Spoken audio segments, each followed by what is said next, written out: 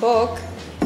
Danas ću raditi jednu super finu, super zdravu i super brzu salatu od galbani mozzarele, tune, čeri rajčica, rikole, malo čija sjemenki i maslinovog ulja. Super je što se ova salata može jesti u bilo koje doba dana, a maksimalna priprema je negdje oko 5 minuta.